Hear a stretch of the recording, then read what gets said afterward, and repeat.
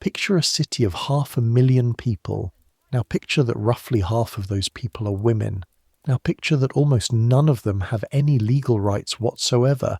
They cannot vote, cannot own property once they're married, cannot sign a contract in their own name, cannot keep their own wages if a husband decides he'd prefer to hold on to them himself. If an employer dismisses them without a character reference, that single slip of paper that determines whether you eat next month or beg in the street, there is no appeal, no tribunal, no union to call, nothing. And yet, they run everything. The markets, the shops, the households, the back rooms where the actual decisions get made. They're the ones managing the money that men claim to be earning. The ones teaching the children, nursing the sick, keeping the whole creaking machine of Georgian London from falling apart. That's the paradox sitting at the heart of this story. We're going back to London tonight, not the London of powdered wigs and minuets and gentlemen placing bets at White's. Not the London of glossy paintings where everyone is clean and well fed and draped in candlelight at elegant angles. The real London. The London that smells like a river full of everything a city of 500,000 people has ever thrown into it. Where the street outside your window might contain a pie cellar, a dead dog, a man urinating against a wall, and the most beautiful bolt of imported silk you've ever seen in your life, all within 3 feet of each other. We're going back there as one person, one woman, one day. Everything she touched, smelled, tasted, feared, and survived. I make these history stories, and I genuinely have no idea who's listening. Maybe you're a scholar of 18th century material culture. Maybe you're someone who just cannot sleep, and you've exhausted every other option, including counting sheep, warm milk, and that meditation app that tells you to imagine a forest. Either way, here you are, listening to me describe the smell of Georgian London. Subscribe if you want. Put on your headphones. Close your eyes. Here we go. Your eyes open to darkness. Not the comfortable urban darkness of a city with electric streetlights pressing orange through thin curtains. Real darkness. The darkness of a room lit by nothing in a city where night means night. For 1/2 second you've forgotten where you are. Then it comes back, and with it, the smell. There is always the smell. There will always be the smell.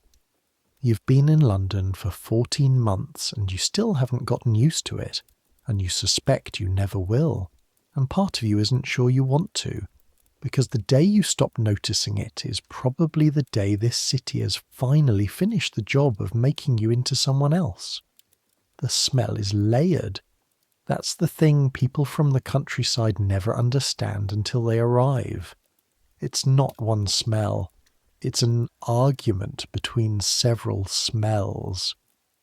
The tallow candle on the windowsill, burned down to nothing last night, still casting its faint waxy ghost into the cold air. Mutton fat and wick char. The chamber pot in the corner which needs to be emptied and which nobody wants to be the one to carry down to the cesspit. The wool blankets on the bed. 3 women share this room, and 3 women's wool blankets have a particular smell to them, especially in February, when nobody has washed anything properly in weeks, because the water from the pump comes out so cold it makes your knuckles ache just to hold the bucket. Below that, the smell of the building itself. Old wood, old plaster. 200 years of people living and cooking and dying inside these walls, leaving their invisible traces pressed into every surface, and below even that, drifting up through the floorboards from the street, the particular perfume of London at 5 a.m. Coal smoke, horse dung, something organic and wet and unnameable in the gutter outside.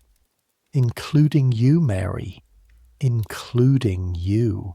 Welcome to London. Winter 1755. Your name is Mary Sutton. You're 18 years old. You arrived in London 14 months ago from Taunton in Somerset, with a bundle of clothes, 4 shillings in coin, a letter of introduction from the vicar of your parish, and a terror so complete and so thorough that it had ceased to feel like fear and had started to feel like weather, just a permanent condition, cold and wet and everywhere. Back home, everyone said London would either make you or kill you. Half the parish said one thing, half said the other. You're still not entirely sure which camp is winning. You lie still for a moment, listening. The room you share is above a glove seller's shop on Henrietta Street, just off Covent Garden, and you can hear the market already waking up below and across the square. The low rumble of cart wheels on cobblestones. The distant voice of someone calling something you can't quite make out. Horses' hooves, slow and deliberate, pulling something, heavy. The church bells haven't started yet. They will soon. To your left, Sarah is still asleep. Sarah Jennings, 20 years old, from Bristol, who has been in London for 3 years and considers herself an authority on everything and is irritatingly correct about most of it. She's curled on her side with her back to you, breathing in long, slow pulls, her dark hair fanned out across the shared pillow. To your right, against the far wall, Agnes is already awake. You can tell by the quality of her stillness. Agnes doesn't breathe the same when she's sleeping. Agnes Pryor is 31. She's been a milliner's journeywoman for 6 years. She has a husband somewhere, a sailor who came back from one voyage and then didn't come back from the next, and Agnes neither confirms nor denies whether he's dead or simply gone. She does not talk about it. You have learned not to ask. She also doesn't say anything now, just lies there in the dark, staring at the ceiling. Both of you are awake at the same hour because both of you have the same knowledge pressing on you from the inside like a bruise. Today is Wednesday, and Wednesdays mean Mrs. Alderton. You should explain Mrs. Alderton. Mrs. Alderton is a customer at the millinery shop where you work. Holt's Millinery, established by Mrs. Catherine Holt 17 years ago, sits on the south side of Henrietta Street, and is, by anyone's measure, one of the best hat shops in London. Not the grandest. The grandest are up in the West End, shops where you need an appointment just to walk through the door. But Holt's has a reputation, quality work, fair prices, the kind of discretion that wealthy women require when they're buying things their husbands might not approve of. Mrs. Alderton is a wealthy woman. Mrs. Alderton is also what Sarah, who grew up with 6 brothers and has no patience for delicacy, calls a weapon in human form. She arrives every Wednesday at 10 in the morning to be consulted on whatever order she has, placed to find fault with it in ways that are technically impossible to argue with, to make you redo things you've already done correctly, and then to leave without paying the revised deposit she owes, because she knows, and you know, that Mrs. Holt will not press the point because Mrs. Alderton knows everybody, and a single word from her in the right drawing room would matter more than 6 months of ordinary trade. Agnes sits up in the dark. Up, she says, quiet, flat, not unkind. You sit up. The cold hits you immediately. February cold. The kind that doesn't just chill your skin but seems to get into the spaces between your bones and settle there like an uninvited guest who intends to stay. Your feet find the floor. The boards are so cold they feel wet. You stand. Getting dressed as a woman in 1755 is not a simple operation. Let me be very specific about this, because I want you to feel it. It's It's not like getting dressed today, where the hardest decision is whether the blue one or the grey one, and where you can be out the door in 3 minutes if you're running late. Getting dressed in 1755 is a structural project. It is, in some meaningful sense, the construction of a self. First, the shift. A loose linen undergarment that goes on over your head. You wore it to sleep, so it's already on. Slightly damp at the collar from the warmth of your breath during the night.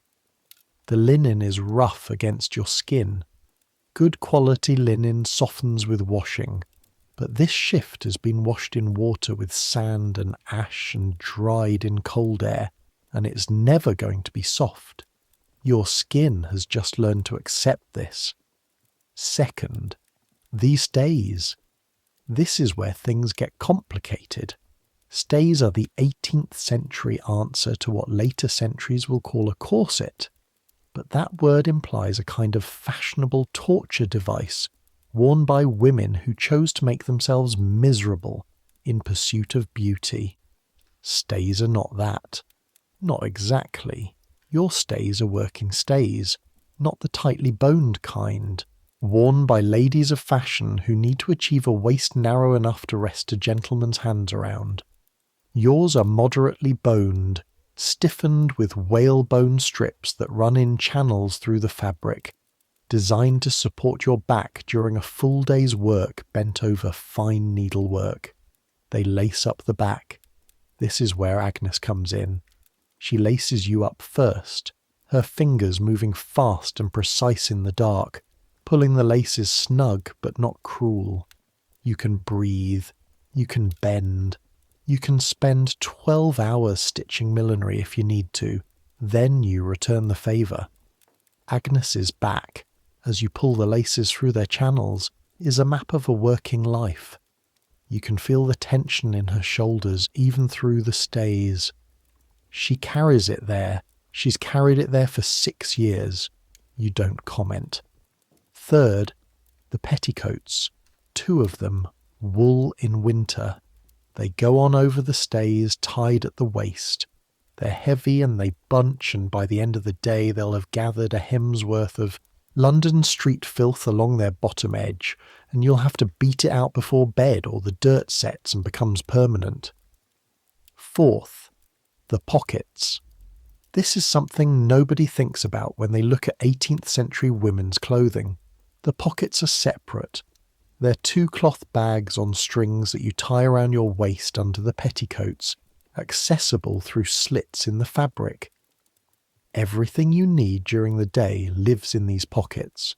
Money, a handkerchief, the little folding knife you carry because Sarah told you to, and you've never needed it, but you feel better knowing it's there. Fifth, the gown. Yours is a dark blue wool, practical and undecorated, made for work rather than display. It buttons at the front, which means you can put it on without help. The sleeves are tight at the wrists, open from elbow to shoulder, showing the white linen of the shift underneath, which is the fashion. Sixth, the apron. White linen tied at the back. You're a milliner's apprentice. The apron says you work with your hands. It also catches the thread and the occasional spill of dye, and the small disasters of a working day. Seventh, the cap. Every respectable working woman in London wears one. Yours is white cotton, ruffled at the edges, pinned over your hair, which you twisted up in a knot at the back of your head. You do this by feel, in the dark, without a mirror, because you've done it every morning for 14 months. And your hands know the shape of your own head the way your feet know the way to the shop. The whole process takes about 20 minutes. Agnes finishes before you. She's been doing this for 13 years longer. Sarah sleeps through all of it. Sarah is not the one who has to deal with Mrs. Alderton today. Water next. The basin is on the table by the window, and the water in it has been sitting since yesterday. And it is, this morning, cold enough to make you hiss through your teeth when you put your hands in. There is a skin of ice at the edges, just a thin skin, just enough. You break it with the heel of your hand. It cracks into small pieces that float, shifting as you splash water on your face. Cold so immediate it feels like something landing on your skin rather than touching it. You dry your face on the cloth hung by the basin. The cloth is damp from yesterday and drying slowly in the cold air. Agnes has her own rituals. She takes care of her hands every morning, soaking them briefly in the cold water, then rubbing them with a small piece of rendered fat she keeps in a tin. This is practical, not vanity. The work you both do, handling fine silks, thin wire, delicate ribbon, requires hands that don't catch and drag on the fabric. Cracked skin snags. Bleeding knuckles ruin pale silk in ways that cannot be undone. You watch her do it, and you do the same. The fat smells faintly of mutton. Your hands smell faintly of mutton all day. You've stopped noticing. Outside, the church bells begin. Not just one church. Dozens. St. Paul's, Covent Garden, just across the square. St. Martin in the Fields up the road. A handful of others within earshot, each one slightly different in pitch and timing, ringing across each other in an overlapping cascade of bronze and time. 5 o'clock. You pick up your cloak, heavy wool, dark grey, bought second-hand from a woman who was leaving for the countryside and needed the money, and follow Agnes down the narrow stairs. Breakfast is quick. Mrs. Parrish, who rents the rooms above her glove shop and who includes morning meals and the weekly rate, puts bread and small beer on the table at 5:30. The bread is yesterday's, which in February means it's already going a bit stiff, but it's bread. You eat it standing up at the kitchen table, tearing pieces off and chewing them mechanically, watching the small fire in the grate and thinking about the day ahead. The small beer is thin and slightly sour. Small beer is what you drink in the morning because the water isn't safe and tea costs money you don't have, and coffee costs money you really don't have. Small beer is low in alcohol. You couldn't get drunk on it if you tried.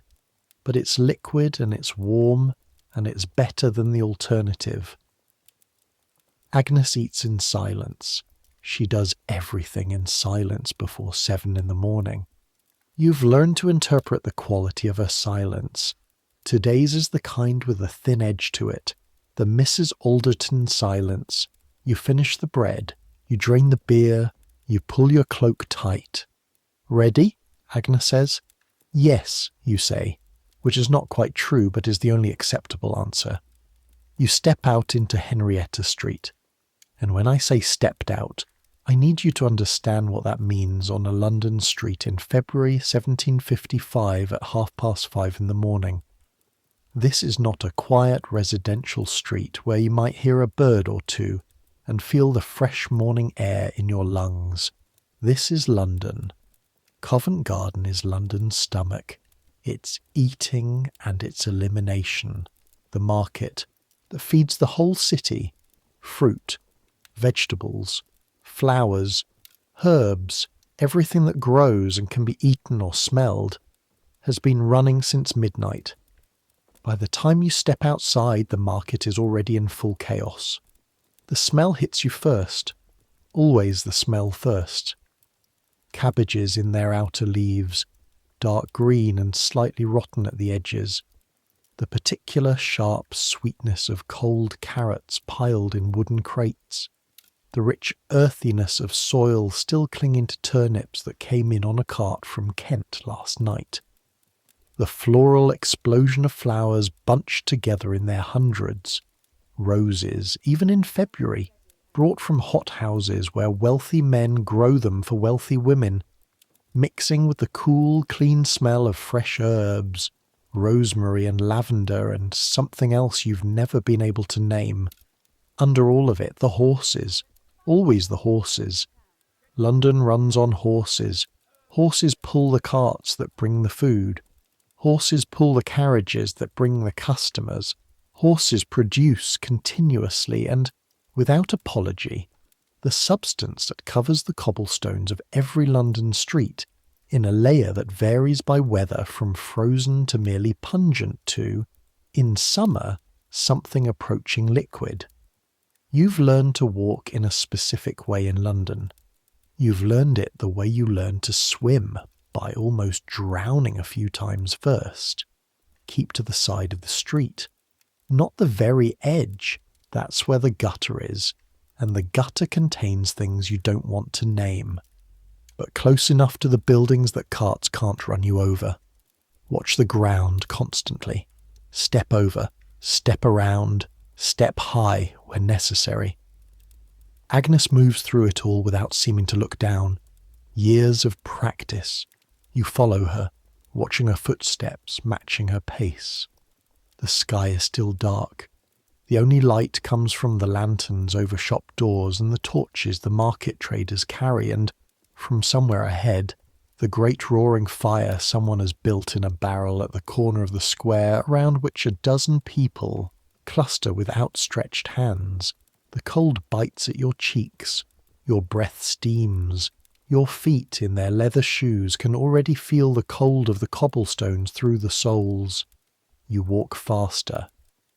Holt's Millinery is 3 doors down from the corner. The sign above it shows a painted hat, a wide-brimmed white hat with a blue ribbon, and below it the words, Holt's Millinery, hats, caps, and accessories of the finest quality, by appointment to the discerning. Mrs. Holt added, by appointment to the discerning herself. It means nothing in particular, and yet somehow it means exactly enough. Agnes has the key. She opens the back door, the front doesn't open until 9, and you follow her into the workroom. The workroom is cold, really cold.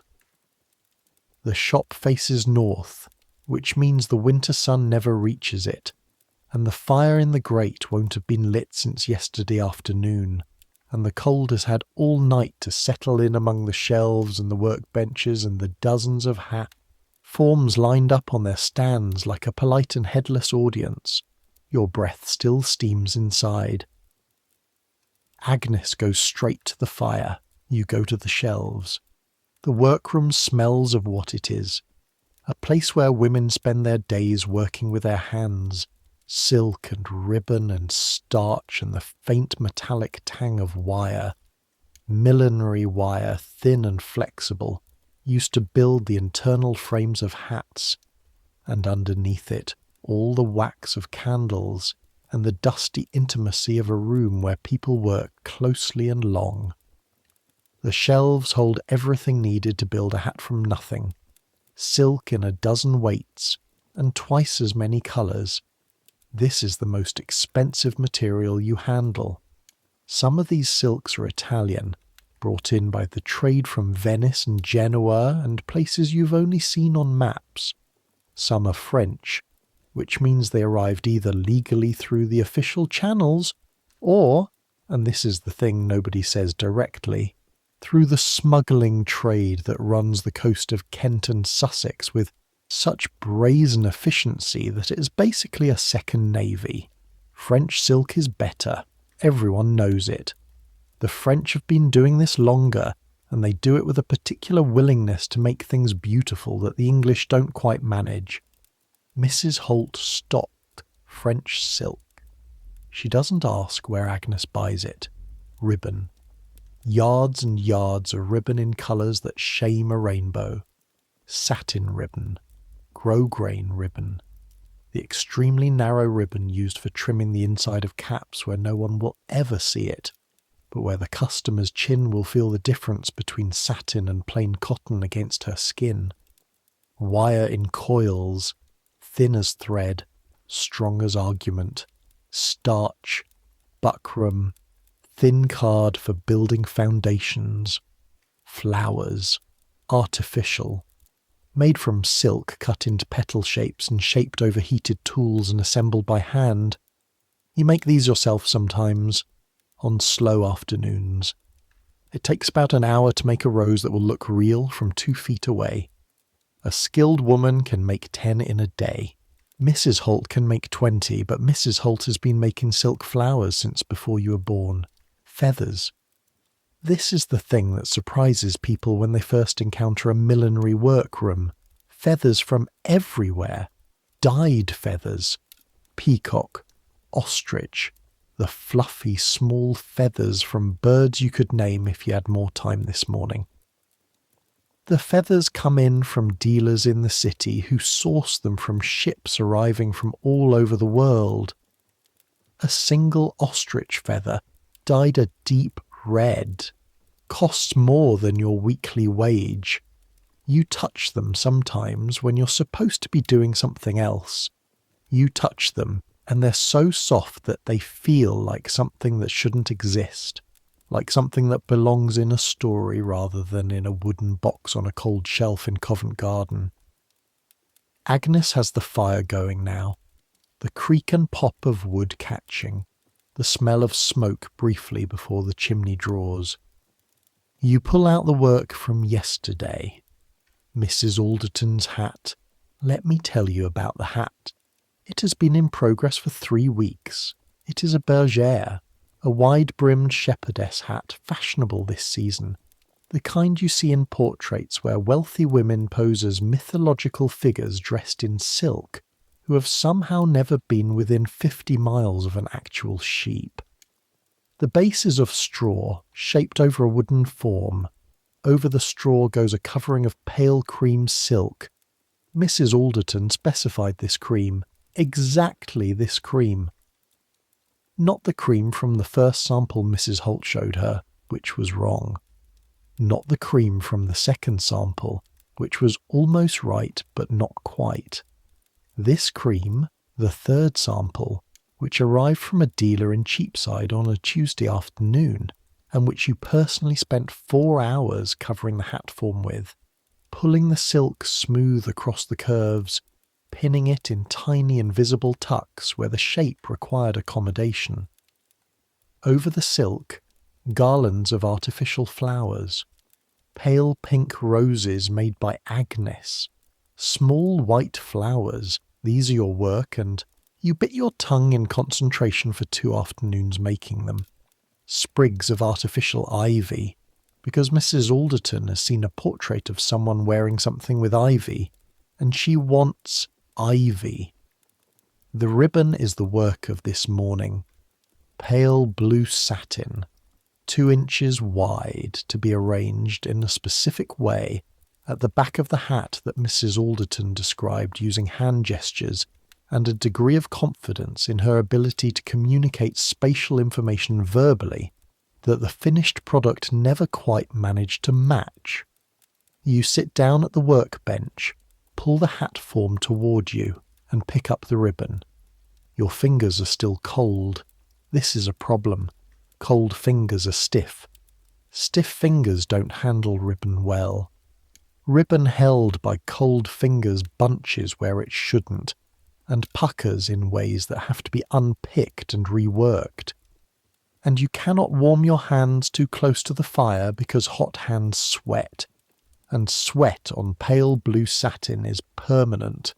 You hold your hands clasped together in front of your face and breathe on them, slowly, steadily, the warmth of your own breath warming your fingers.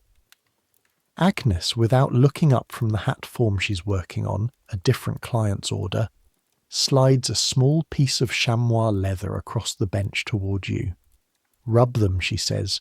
You rub them, your skin against the soft leather, pressure and friction, the blood moving in your fingers, the feeling coming back in stages, first tingling, then aching, then, finally, warmth. You pick up the ribbon again. Better. You begin. Millinery work is, and I want to be honest with you about this, both incredibly skilled and incredibly tedious. It's skilled because there's no margin. A hat is a small object. Every fold shows. Every join shows. Every pin mark shows if you've been careless with your pinning. A tiny pucker in silk catches the eye, the way a tiny hair in food catches the tongue, immediately, irreversibly, with a physical sense of wrongness that you can't unfeel. And it's tedious, because the work is small, every motion is small. Your world for the next several hours is going to be about 6 inches wide. The arc of silk, the fold of ribbon, the placing of a single stitch. Over and over, your back bent, your eyes focused, your hands making hundreds of tiny decisions. The candles are lit now, 3 of them, arranged to cast the maximum light on your work. Outside, it's beginning to get properly light, the grey February morning pressing through the workroom's single window. But millinery is fine work, and you need candlelight even in daylight, especially in winter, especially at this window. You thread a needle. The thread is silk. You always use silk thread on silk fabric, because the weave is finer, and the needle goes through without dragging. The needle itself is as thin as a pine needle. Your thimble fits on your middle finger. You've had this thimble for 2 years. It's silver plate over brass, a bit worn at the tip where the needle hits thousands of times a day. You could find it in the dark in the bottom of your work bag without looking by the specific feel of it. And you sew. Small stitches. So small they're almost invisible. The thread pulling through the silk with a faint sound. Not quite a sound, more like a sensation. The resistance and the give of fine fabric accepting a thread. You're anchoring the ribbon at its start. Then you'll work around the crown of the hat, folding the ribbon in the arrangement Mrs. Alderton described, which Agnes translated into an actual achievable form after 40 minutes of patient questioning. Then you'll anchor it again at the back, and create the bow that Mrs. Alderton was very clear about. The bow, specifically, is what you're worried about. Bows have a personality of their own. They either work, graceful, balanced, with the loops the right size and the tails falling correctly, or they don't. And when they don't, you have to unpick the whole thing and do it again, and the second attempt always shows slightly where the silk was held by thread and then released. You breathe steadily, you work. Agnes works beside you. The room is quiet except for the fire, the distant market sounds, and the occasional small noise of needles through fabric. It's comfortable, this quiet. You've learned that from Agnes too. The ability to share silence with another person without filling it, without explaining yourself, without performing contentment. Just 2 women in a cold room doing careful work. Outside, London wakes up properly. By 8 o'clock, the shop is beginning to fill with its daytime smell, the warming combination of candle wax and heated silk, and the particular dusty sweetness of starch. And Mrs. Holt has arrived. Mrs. Catherine Holt. She is 43 years old, which she doesn't mention, and looks 38, which she is aware of. She's a slight woman with quick hands and quick eyes, and the kind of posture that you only develop by spending 20 years telling other people to stand up straight. Her hair is always neat under her cap. Her apron is always clean. You have never seen her with her hair out of place, and you suspect she might be physically incapable of it. She was born in Norwich, the daughter of a weaver. She came to London at 17, apprenticed to a milliner on the Strand, and worked her way up by being better at the job than everyone around her, and by marrying, at 24, a haberdasher named Thomas Holt, who died at 31 of a fever, and left her the shop, a small house in St. Giles, and a reputation for being a widow who knew how to run a business. Which she does, exceptionally. She walks into the workroom, takes in you and Agnes and the state of your work in a single glance, and nods. How's the Alderton piece? Ribbon's going on now, you say. I should have it finished by 9:30. She comes to look. You feel her behind you the way you feel the fire, not seeing it directly, but aware of its heat and presence. The flowers are sitting properly, she says. You hear something in her voice that might, if you're interpreting it correctly, be approval. The bow is the trouble. I know. Left loop a fraction smaller than the right. The eye expects symmetry. Give it symmetry and it stops looking. She reaches past you and adjusts one of the ribbon tails by perhaps a 1/4 inch. It makes a difference so small you wouldn't have seen it. It makes a difference. There, she says, finish it like that. She straightens up. Agnes, the Marchmont order needs to ship today. Is it packed? Ready at 10, Agnes says without looking up. Mrs. Holt nods and goes through to the front of the shop to prepare for opening. You look at the ribbon tail she adjusted. A 1/4 inch. 23 years of making hats, distilled into moving something a 1/4 inch. You make a note of it in the part of your brain that keeps notes. At 9 o'clock, Becky arrives. Becky is the third apprentice, 16, from somewhere in Suffolk, still in her first year, and she is the one who does the tasks that require less precision. Cleaning the workroom, sweeping the front of the shop, running errands, carrying boxes, going out for water. She also has the best instinct for colour of anyone you've ever met. Mrs. Holt has noticed this. She won't say so directly, but she started asking Becky's opinion on ribbon combinations in a casual way that could be dismissed as conversation if anyone questioned it. Becky arrives with a cold nose and a cheerful expression, and the information that there's a new flower seller in the market who has forced violets from somewhere, actual fresh violets in February, and they're twice the usual price, but they smell real. Show me one, Agnes says, when you go out later.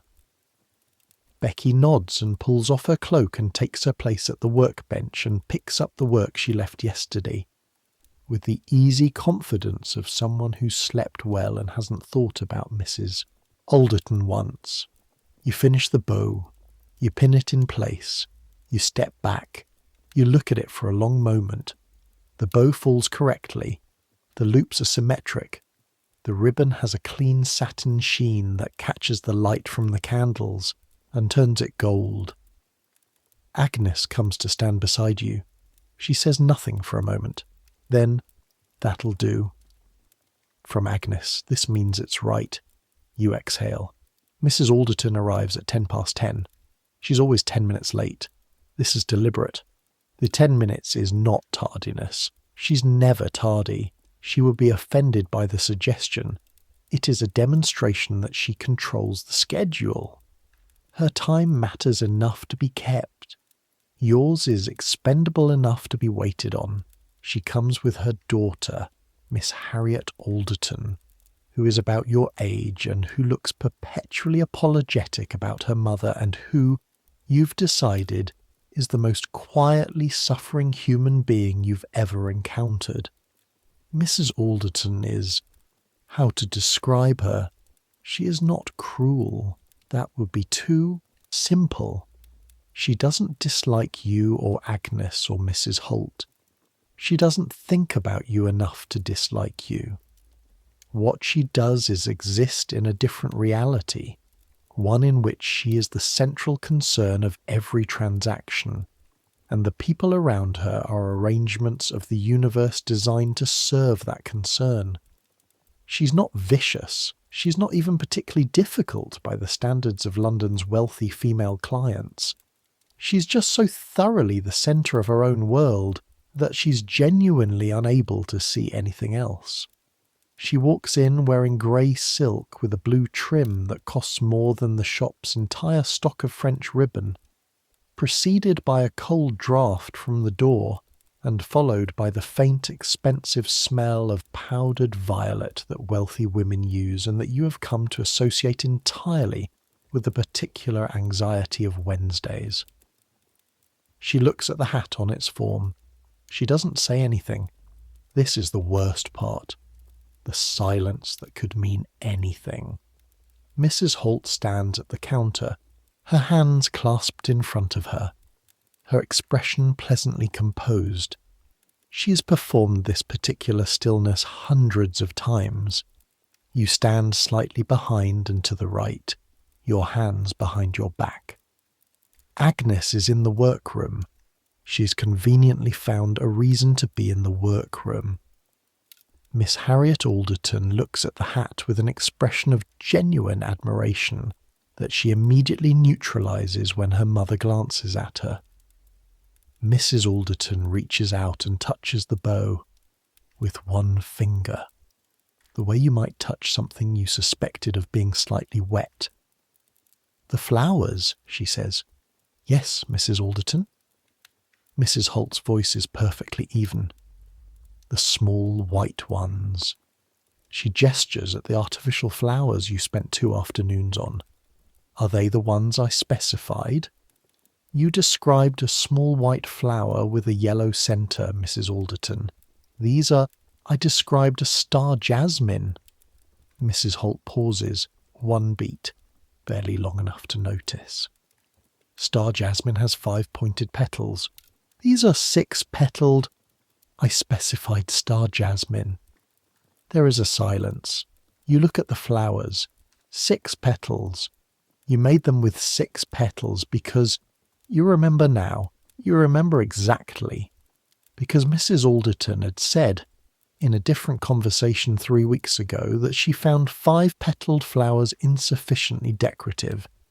You remember Agnes writing it down. You both agreed on 6 petals. 6 petals. Not star jasmine. But you both made 6 petals to accommodate a preference she stated clearly. And now she has decided she wants something different. This is the shape of it. This is always the shape of it. Mrs. Holt says with a composure that you find genuinely astonishing. "If you would prefer star jasmine, we can certainly make the adjustment."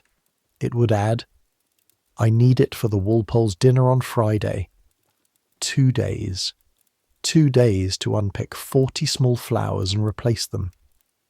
"I can have the adjustment ready by Thursday afternoon," Mrs. Holt says. Miss Harriet Alderton, standing slightly behind her mother, makes a face at you. It's very fast, a tiny compression of her features that says, "I know. I'm sorry, I cannot stop any of this." You keep your expression still. "The ribbon is right," Mrs. Alderton says, as if she's conferring an honour. "Thank you," Mrs. Holt says. "The bow is almost right." "Almost?" "The right loop is marginally larger." You look at the bow. The loops are symmetric. You know they're symmetric. You adjusted them against Mrs. Holt's own guidance, and you know they're right. Mrs. Holt looks at the bow. "I'll have it looked at," she says. Mrs. Alderton nods. She touches the hat one more time, something proprietary in the gesture, as if confirming that it belongs to her even before it's finished and paid for. "Thursday," she says. "Thursday afternoon," Mrs. Holt confirms. Mrs. Alderton leaves. Miss Harriet Alderton follows, and at the door she turns briefly and mouths something at you that might be sorry and might be something more specific. Then she's gone. The shop door closes. Mrs. Holt is quiet for a moment. "Mary," she says. "Yes, ma'am." "You have until Wednesday next to remake those flowers." "But she said Thursday." "I know what she said. I also know the Walpole's dinner is not until Saturday. She likes to think things are more urgent than they are. It gives her leverage." A pause. "You have until Wednesday. Do them well." You nod. Mrs. Holt moves toward the back. Then she stops. She doesn't turn around. "The bow's correct," she says, quietly. Not to you precisely, just into the air of the shop. She goes through to the workroom. You stand in the empty shop for a moment. The bow's correct. You knew it was correct. It helps to be told. The morning passes in the particular way that mornings in the shop pass. The steady tick of small tasks, customers coming in singly or in pairs, Becky taking orders and bringing samples, Agnes and you in the workroom producing the things that keep the shelves and the order, books connected to each other. Around 11:30, Mrs. Holt sends you out for supplies. This is not a simple errand. A supply run for a millinery shop in 1755 takes you into the living veins of the city. You need a specific grosgrain ribbon in forest green, which means Watkins on the Strand, a reel of fine silk thread in ivory, which means the haberdasher 2 streets north, half a dozen sheets of millinery card, the stiff, thin card used for building hat foundations, which means the paper dealer on Long Acre. And since you're passing through Covent Garden anyway, Mrs. Holt hands you a small coin and tells you to get something for the workroom lunch. You take your basket, you take your cloak, you step outside. The morning is cold, but the sky has cleared while you are inside, and the February sun, thin and pale, more a promise of warmth than the thing itself, is doing what it can with the rooftops and the market stalls. The Covent Garden market in full morning swing is one of those things you never quite prepared yourself for when you imagine London from Taunton. The square is packed, not just with market stalls and their sellers, though there are dozens of them. Vegetables and fruit piled in geometric abundance, herbs bundled in tied bunches that fill the cold air with their particular sharp green smell when you brush against them. Not just with the customers, the kitchen maids and the housewives and the cookshop owners working their way through the displays with practiced efficiency. It's the noise. You've been here hundreds of times. You still stop sometimes in the middle of it and just let the noise happen to you. The sellers call their goods, not quietly, not in the conversational way you'd announce something indoors, in the full-throated carrying call of people who've been doing this for generations and who know that in this square, at this hour, if you don't project your voice over 20 competing voices, you don't sell anything. Cabbages, fresh cabbages, penny a head, lavender, sweet lavender, oranges, fine oranges from Portugal, hot pies, piping hot. The pie seller is a woman about 50 with her tray hung from a strap around her neck, the tray covered with a cloth that she lifts to show the pies inside, steam rising when she does. You buy 2, one for you, one for Becky. Agnes won't want one. Agnes brings her own food. Agnes doesn't trust pie sellers, and the woman hands them over in a scrap of cloth, and you hold yours in both hands for a moment, not eating, just feeling the warmth of it against your fingers. The warmth moves through the cloth and into your palm and up your wrists, and it is, honestly, one of the better sensations available in London in February. The pastry is thick and slightly grey. The filling is, you bite in, something between beef and imagination, dense and salty and hot and very clearly designed to fill you up rather than to impress you. You don't care, you eat it, walking, because eating standing still in a market makes you a target for the various human complications that populate Covent Garden at this hour. The complications are the woman with the baby who wants to tell you about her husband who is ill, and her rent which is due, and her need for just a small coin. You've heard this before. You've given coins before, and you're not sure it helped, and you're not sure it didn't, and you don't have enough to give every morning, so you've learned to make the decision quickly and stick to it. Today you give her the smallest coin in your pocket. She blesses you. You walk on. The man selling broadsheets who calls out headlines as you pass. Something about the war. There's always something about the war. England and France have been edging toward another conflict for years, and everyone in London can feel it the way you can feel a thunderstorm building in summer air. Pressure, then more pressure, then inevitably the break. The children, there are always children in the market, and some of them are market children who belong here, and some of them are not market children, and it's important to know the difference. You've learned to recognise the one more child than you thought situation, the distraction, and the second pair of hands. You keep your hand on your pocket through the cloth of your petticoat. Your knife is there too, the folding knife. You've never needed it. But the knowing of it changes how you move through a crowd. Watkins on the Strand is a different world from the market. It's a draper and haberdasher of the better sort, not the grandest, but genuinely good quality, with shelves that go floor to ceiling and a smell that is entirely ribbon and starch and folded cloth, and the beeswax the proprietor uses on the wooden counter to make it smooth enough that fabric slides without snagging. Mr. Watkins is a thin man who looks like he's made of the same material as his stock. Precise, neat, slightly stiff, very high, quality. He knows you. You've been coming in every week for 14 months. He nods when you come through the door. Miss Sutton. Mr. Watkins. Forest green grosgrain. 1/2 inch, 10 yards.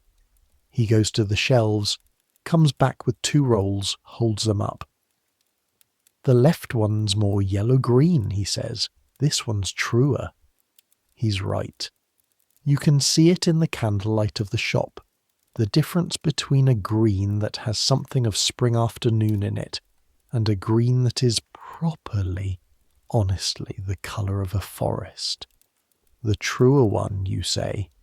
He measures it on the counter, the brass measure fixed into the wood, snapping the ribbon off with a scissors cut that has no hesitation in it at all. He's done this 10,000 times. "How's Mrs. Holt?" he says. "Well," you say, which is the only information that passes between you on this topic. He wraps the ribbon in brown paper, ties it with string, hands it over. You pay from the money Mrs. Holt has given you, count back the change.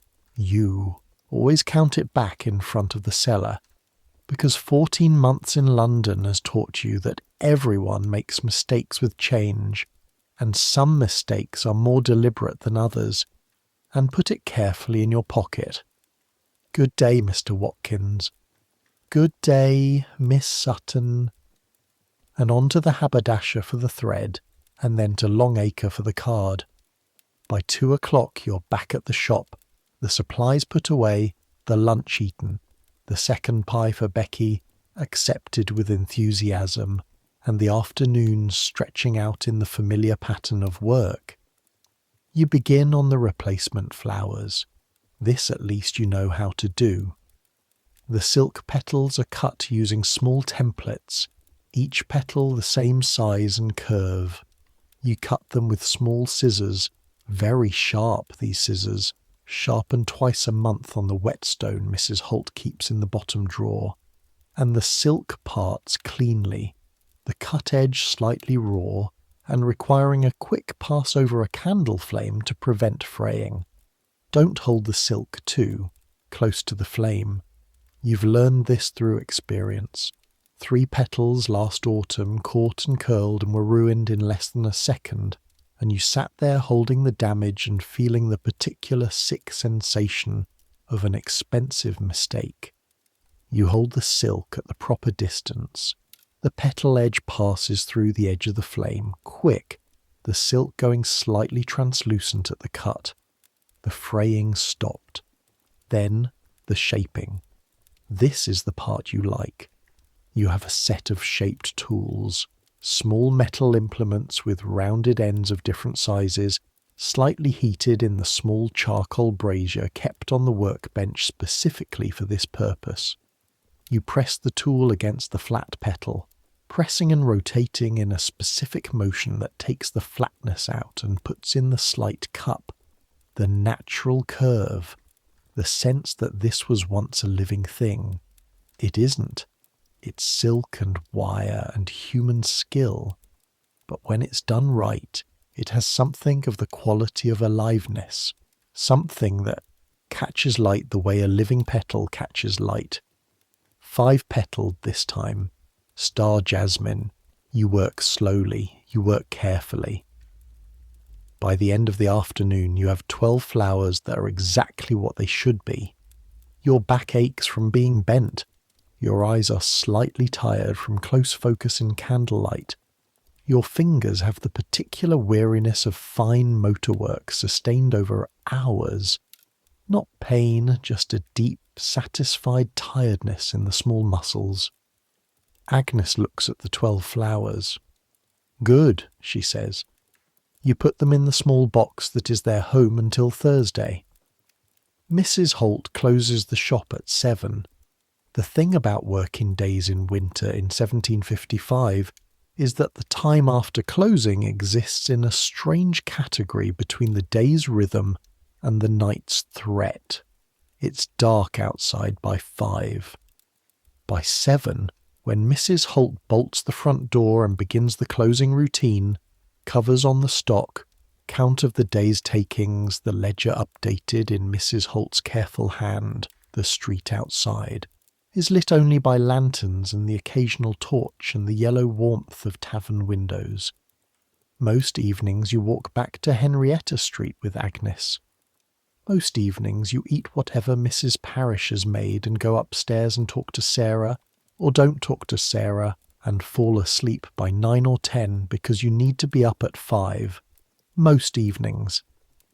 But tonight is different. Tonight is Thursday. And on the first Thursday of every month, from spring through to early winter, Sarah and a group of women she's assembled through some process of social organisation that you've never quite decoded make the crossing to Vauxhall. It's November now, which technically means the pleasure gardens are closed. Vauxhall's official season ends in September. But Vauxhall is not entirely closed.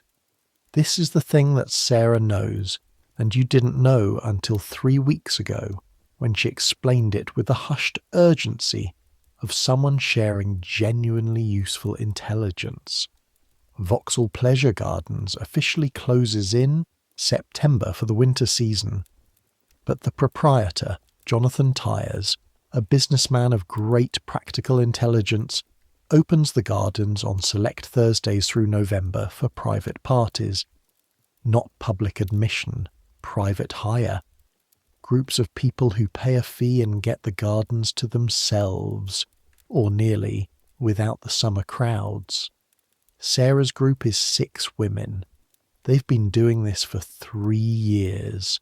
They know the keeper of the back gate, whose name is Thomas, and they pay him a fee that Thomas pockets privately, which technically means they're not supposed to be there, and they go anyway, and nothing has ever happened.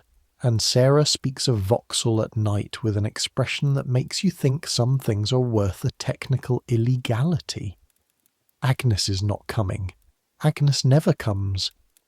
She raises her eyebrows at the mention of it and says something about good sense and cold November nights. And then she goes upstairs. You told Mrs. Holt you were visiting a friend. Mrs. Holt looked at you for a moment, and you're not sure what she saw in your face, but she said, "Back by midnight." And then she looked away as if she'd said nothing at all. At 8 o'clock you meet Sarah and the others at the river.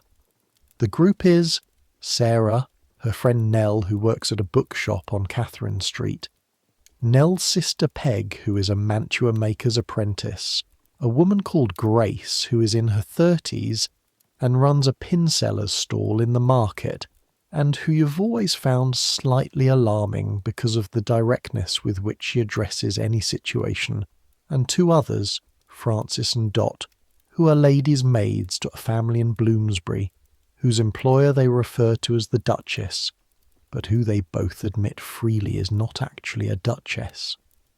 You all meet at the Lambeth Stairs, which is a set of stone steps leading down to the river where the wherries for hire wait. The river at night is a different thing from the river in daylight. In daylight, the Thames is the city's highway, crowded and purposeful, full of commerce and motion. At night, with the lanterns on the south bank reflecting in the black water and the boats moving through their own circles of torchlight, it becomes something stranger, more elemental, more like what it actually is.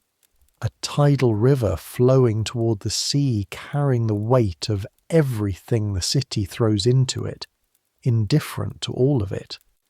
The cold off the water hits your face immediately, a different cold from the air cold on land, more insistent. It carries the water's particular smell, mud and fish, and something ancient. Something that was here long before the first house was built on this bank.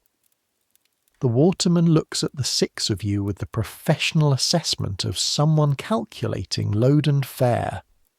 Vauxhall? Vauxhall, Sarah confirms, 6pence each.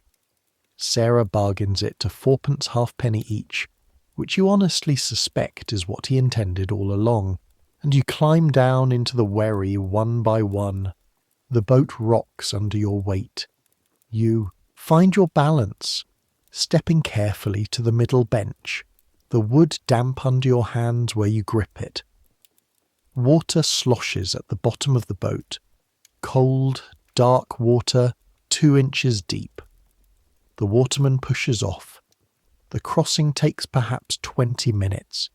You sit in the middle of the boat with Nell on one side and Sarah on the other, all of you in your cloaks, shoulders pressed together for warmth. The boat cuts through the black water with a low sound, the splash of the oars steady and rhythmic, the lantern at the prow making a small island of light that reveals the water immediately around you and nothing beyond. The other women are talking. Sarah and Grace about something that happened at the market. Dot about the not actually a duchess's household. Peg about a pattern she's been trying to copy. You look at the water. You look at the south bank getting closer. You think about what Sarah told you about Vauxhall in summer. The crowds, the illuminated walks, the music, the supper, boxes where fashionable society ate and drank and displayed themselves to each other in the warm evening air. You've heard it described enough times by enough different people that you have a picture of it assembled from pieces, a place of lights and music, and the strange social freedom that seems to come with being outside, at night, in a space explicitly designed for pleasure. You've never been. This is your first time. You're more excited than you want to admit. Here, Sarah says quietly and hands you something. A small flask, metal, warm from being inside her cloak against her body. You open it, smell it. Brandy. For the cold, she says. You take a small sip. The brandy hits the back of your throat and then spreads down, a line of warmth in your chest. You hand it back. Thank you, she grins. The south bank is close now. Vauxhall Pleasure Gardens covers 12 acres of ground on the south side of the river. In summer, its official capacity is something in the thousands. People come from every level of London society, from the highest to the reasonably respectable, to walk the lamplit paths and eat ham sliced paper thin and drink rack punch and listen to music performed in the rotunda. In November, it is something else entirely. The back gate is exactly where Sarah said it would be. A door in the wooden fence that borders the gardens, slightly recessed, with a lantern above it that burns a specific colour that apparently means Thomas is there tonight. Thomas is a stout man of about 50, with a face that has clearly seen a great deal and decided that the best response to experience is a permanent expression of benign neutrality. "Ladies," he says. Sarah passes him coins. He doesn't count them in front of her, which you read as the gesture of a professional. He opens the gate, you go through, and then. I need you to understand something about Vauxhall at night in November, with most of the staff gone home and the official season over and the crowds absent. It is one of the most beautiful things you've ever seen. In summer, the gardens are lit by hundreds of lamps, glass globes on poles, thousands of them illuminating the walks in warm gold. In November, most of those lamps are gone, put away for the winter. What remains are the lanterns in the covered walks, the ones that can't be easily removed, burning low and steady in the cold air. And without the crowd, without the noise of thousands of people, without the musicians in the rotunda, and the sellers of food and the fashionable couples displaying themselves to each other, the garden is quiet.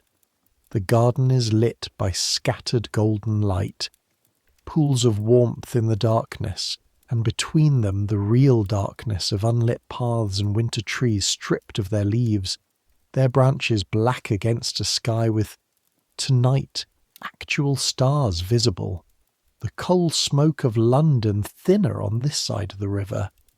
The famous elm trees, there are hundreds of them, Vauxhalls, natural architecture, the thing that makes the garden a garden rather than just an outdoor room, stand bare and beautiful, their shapes precise against the sky, the tracery of their branches like ink drawings, and it is cold. It is clear and cold in a way that is somehow, after the months of London's wet, clammy winter, refreshing. The kind of cold that sharpens the air to something almost tasteable. Your breath steams.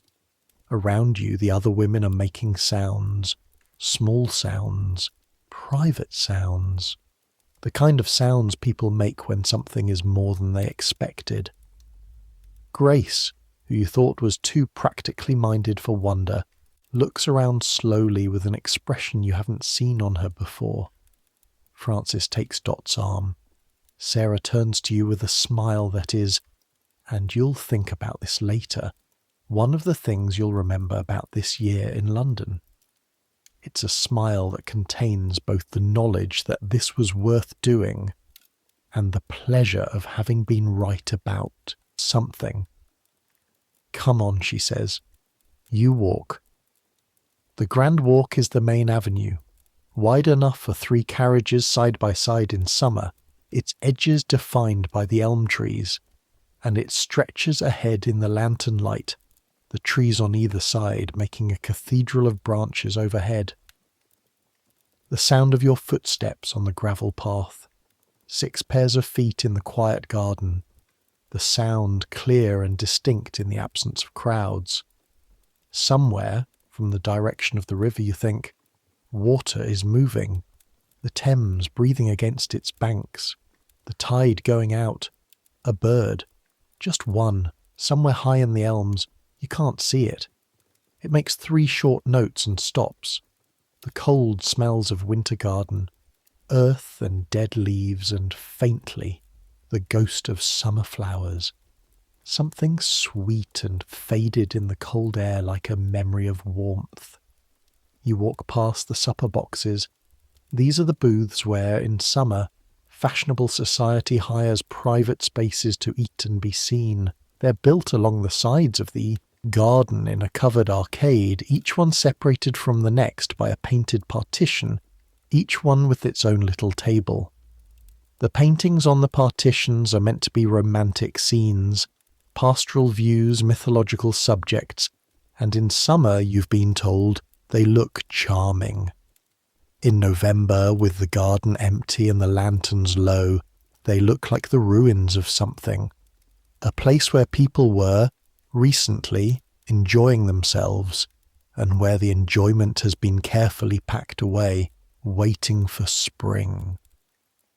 You run your hand along the edge of one of the supper box partitions as you pass. The painted wood is cold and slightly rough. The paint shows wear. You can feel where thousands of hands have touched it in the same way. The gloss rubbed away down to the wood grain, the record of all those other evenings, all those other women standing in the same place, touching the same surface. You think about that, the touching, the accumulated weight of contact, every hand that brushed this, painted wood, every supper eaten here, every conversation, every performance of enjoyment for someone who might be watching. The Duchess came here once, Dot says. She's running her hand along the same surface, looking at the painting. She said the ham was terrible. The ham is always terrible, Peg says. It's designed for people who are too excited to taste it properly. Grace laughs. It's a proper laugh, warm and unexpected. You like Grace better immediately. The rotunda is dark. This is the building at the heart of the gardens, a round structure with a domed roof where the orchestra performs in summer, and in winter it sits dark and locked, its windows black. But you can see its shape against the sky, and standing in front of it on the empty terrace you can hear almost the ghost of it. The music that was here in summer and isn't here now. The way a room sounds different after a party when the people have gone and the glasses are cleared. This specific quality of an absence. Do you think they're still here? Frances asks. Who? All the people who were here in summer. You look at her.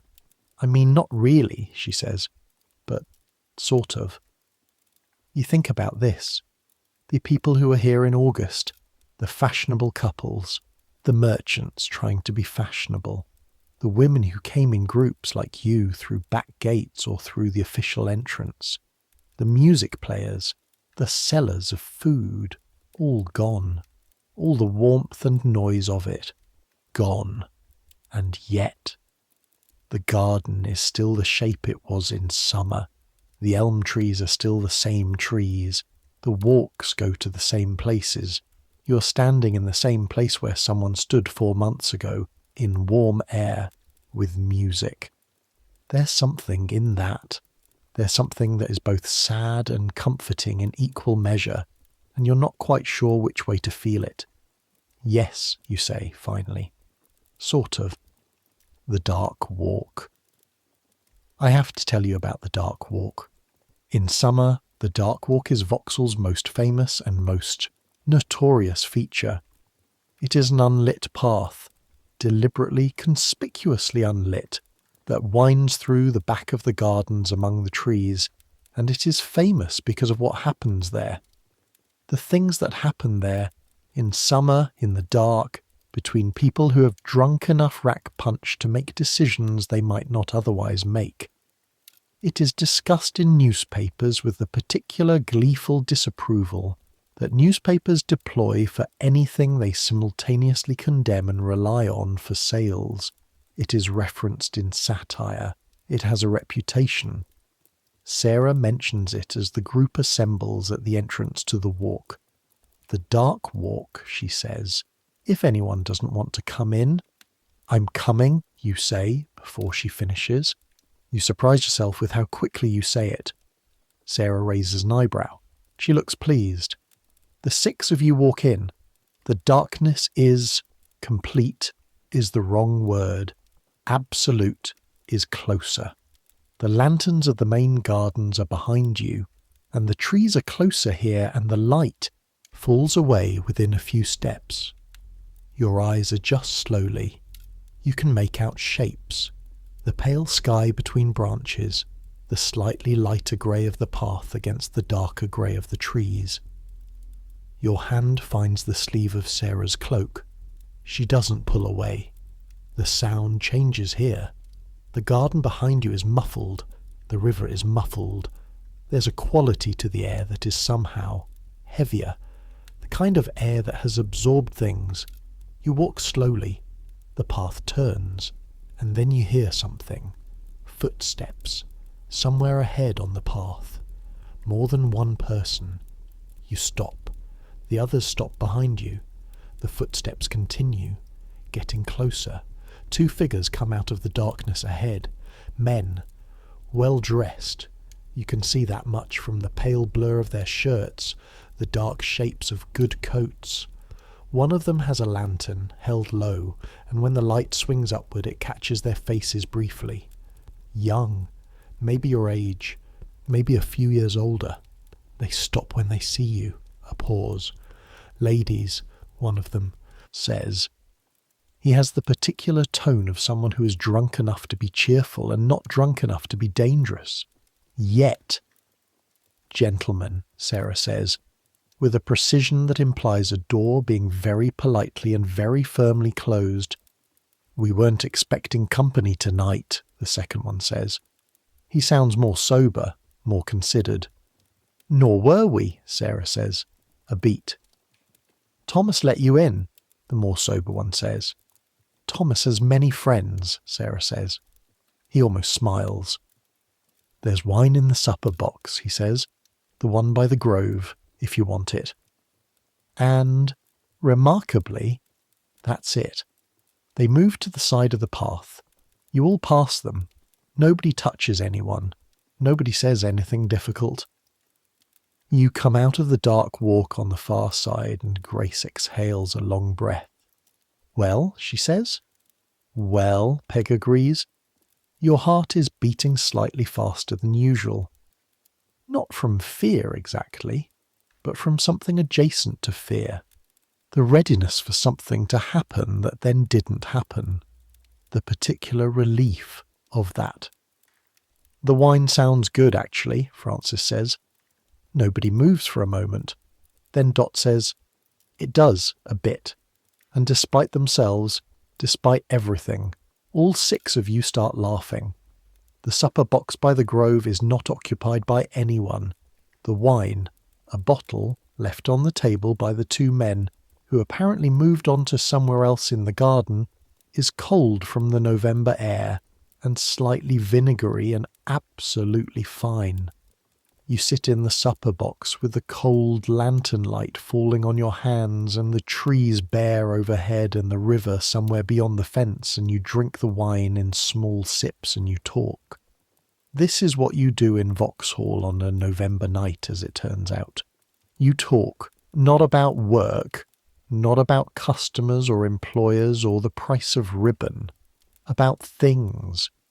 Grace tells a story about her mother, who runs a market stall in Bristol, and who once threw a wheel of cheese at a customs officer, and is, Grace says, still somewhat celebrated for this in certain circles.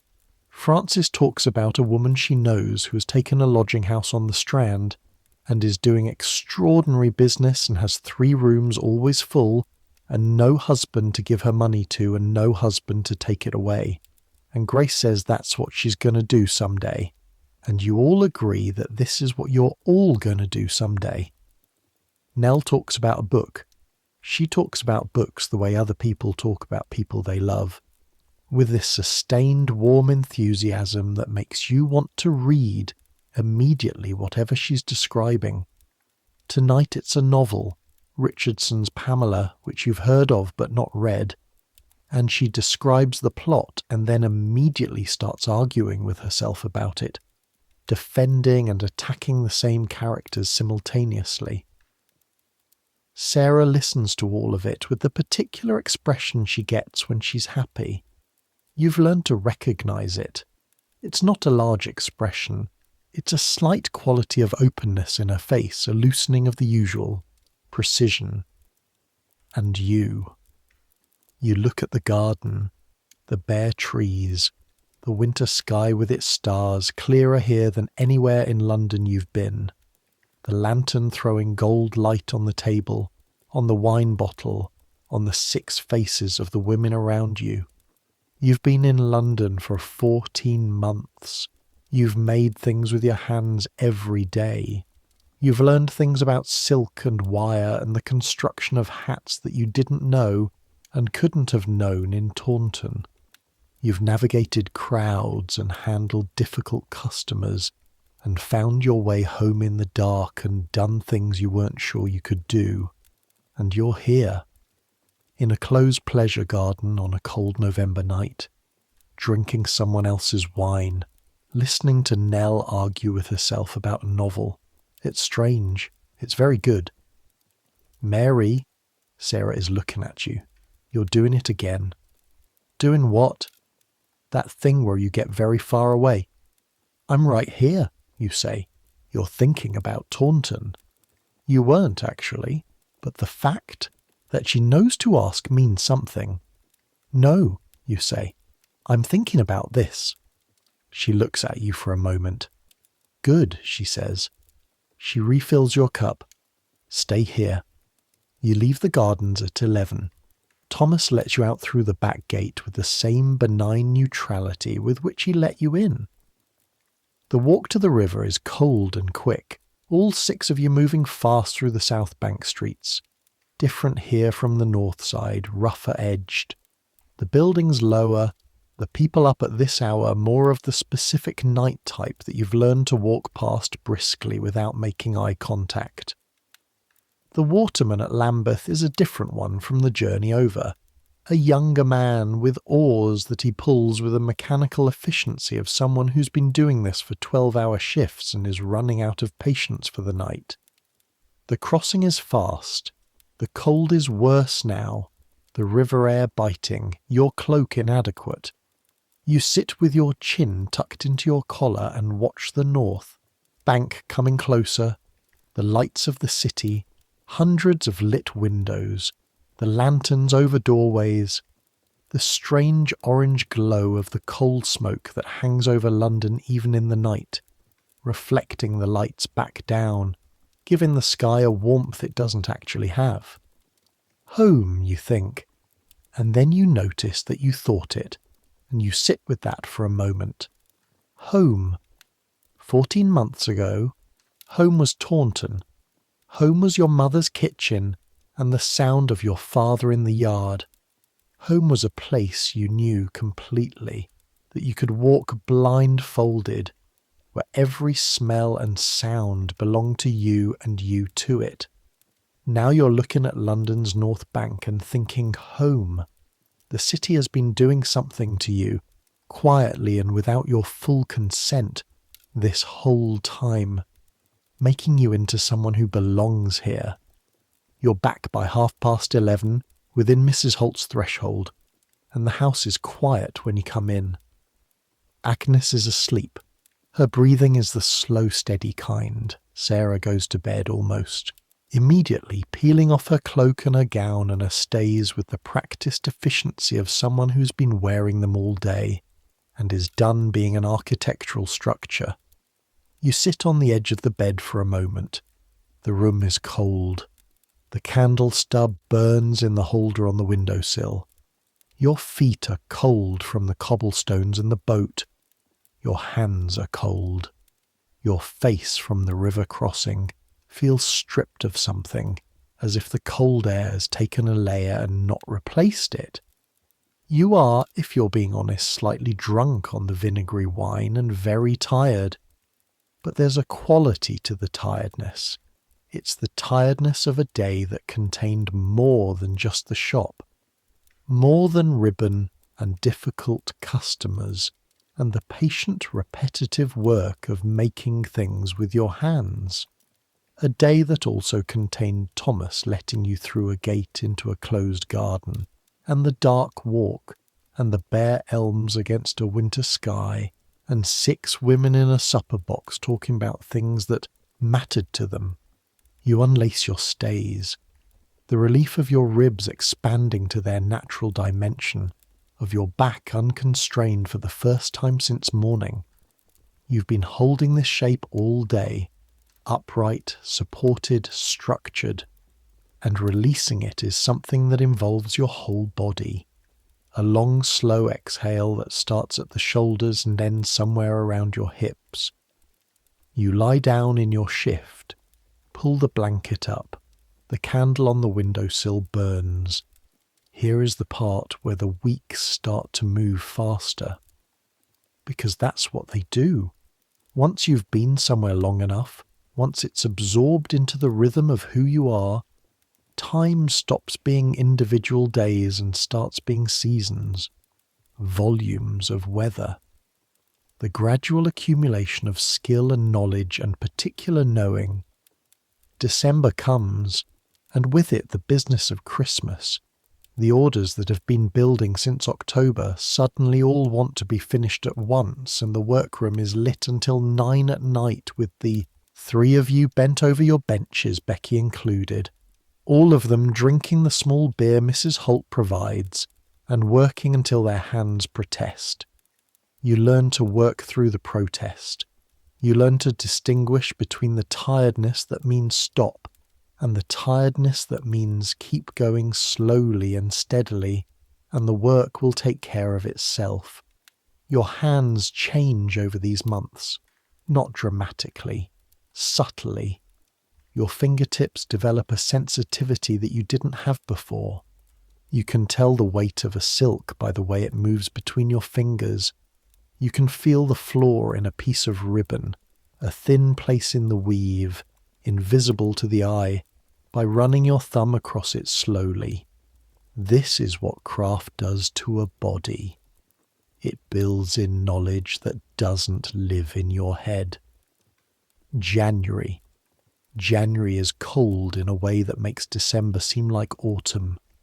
The pump in the yard behind the house freezes one morning, and you have to get water from the conduit in Russell Street, carrying the bucket the 4 streets back with both hands, your fingers going from painful to numb in the 10 minutes it takes. The bucket is heavy. The weight of it pulls your shoulders down, and you have to consciously straighten as you walk, because Mrs. Holt's voice is in your head now whether she's present or not. Stand straight. It costs nothing and it means something. You carry the bucket. You stand straight. February again. A year since you arrived. Mrs. Holt marks it. Not officially. She doesn't write it in the ledger or announce it to the shop. But on a Tuesday afternoon in February, when the business of the day is done and the shop is quieting toward its closing time, she calls you into the front of the shop. She has something on the counter. It's a hat, not a customer's hat, not an order. A hat that has no commission attached to it. You can tell because it's not on one of the specific order forms. It's just sitting there on its form, like an object that exists for itself. It's a straw bergère, wide brim, cream silk covering, and the flowers. The flowers are perfect. 5 petals, white petals with yellow centres, star jasmine, made with a precision that is beyond your current skill, beyond Agnes's current skill perhaps, made by Mrs. Holt. Try it, she says. You look at her. It won't bite you, she says. You pick it up carefully. Silk. This fine is always handled carefully, and place it on your head. It settles over your pinned hair with the particular comfortable weight of a well-made hat. You look at your reflection in the glass that Mrs. Holt keeps behind the counter for exactly this kind of moment. The hat it fits you, not just the size, the proportion, the cream silk against your complexion, the flowers at the right angle, the brim framing your face in a way that is, by any standard, flattering. It's the most beautiful hat you've worn. The most beautiful thing you've worn. You look at yourself for a moment. It's yours, Mrs. Holt says. You turn. I can't afford. I didn't ask what you can afford. It's yours. A pause. You've done well this year. Better than I expected, and I expected quite a lot. She adjusts something on the counter that doesn't need adjusting. A small gesture, a slight looking away from the directness of what she's saying. You have good hands and better sense, which is rarer than you'd think. You don't know what to say. The flowers need work, she continues. Your star jasmine is close, but the petal curl isn't consistent. Come in early on Friday and I'll show you the hand position. And that's it. The compliment delivered and immediately converted into the next lesson, because that is how Mrs. Catherine Holt operates, and you're beginning to understand that this is not coldness, it's respect. The respect of taking your education seriously. Thank you, you say. Don't thank me. Earn it. She looks at you, and for a moment you see something in her face that isn't her professional expression, something older, something that has its own particular history. I came here younger than you, and with less than you and I built something real, so can you. That's all I'm saying. She turns away. The conversation is over. You stand in the shop wearing the cream bergère. You wear it for 3 minutes before you take it off very carefully and put it in the tissue paper Mrs. Holt has left nearby for exactly this purpose. You carry it home that evening like it might break. Spring comes.